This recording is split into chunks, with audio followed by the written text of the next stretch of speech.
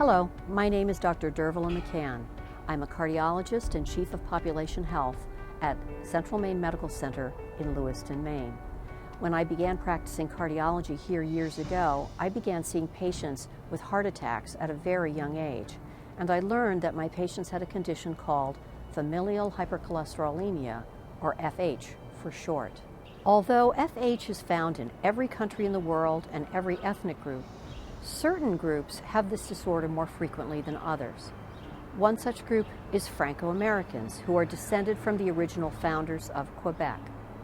To understand the story of why Franco-Americans in particular are affected by this disorder more than other groups, you'll need to understand the story that links together geography, history, public health, and genetics.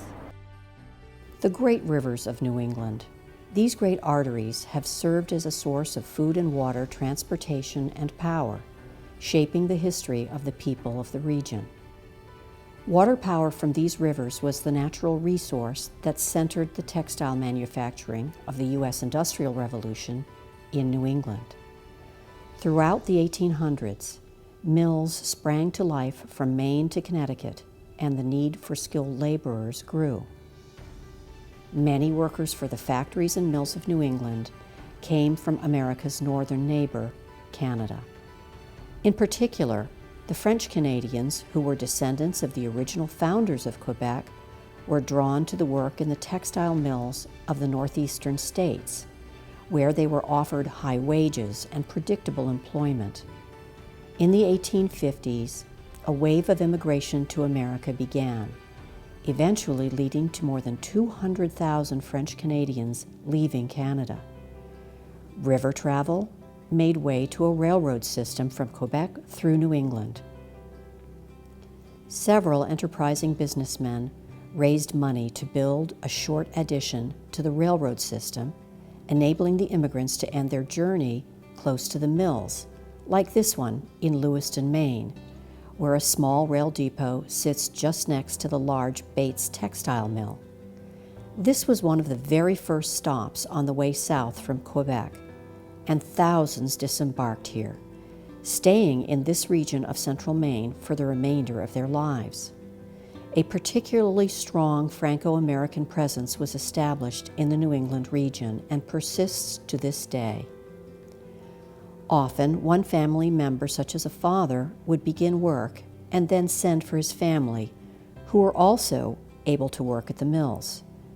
Child labor was considered a necessity, particularly in the weaving of cotton, where any break in the thread would shut down the weaving machine.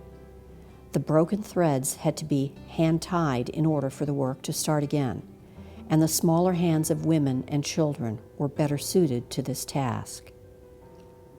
In 1900, the average life expectancy in the U.S. was only 46 years for men and 48 for women. Over the next 100 years, due in large part to public health improvements and an understanding of the cause of infections, life expectancy became much longer. During that period, it became more evident that culture was not the only thing handed down to the new generations. As the general population lived longer, it became obvious that the Franco-Americans had a high rate of heart attacks, often at an early age. It was not until the late 1900s, however, that the reason for this was revealed. It was found in a gene that caused high cholesterol levels. Many Franco-Americans have this form of genetic heart disease called familial hypercholesterolemia, or FH for short. Cholesterol is a building block for many important body functions. The molecule circulates in the bloodstream and it goes throughout the body, but when it is present in too high levels, it can become embedded in the walls of the arteries, causing thickening and blockages. This is the cause of most heart attacks and strokes. Cholesterol is produced by the liver and recycled there too.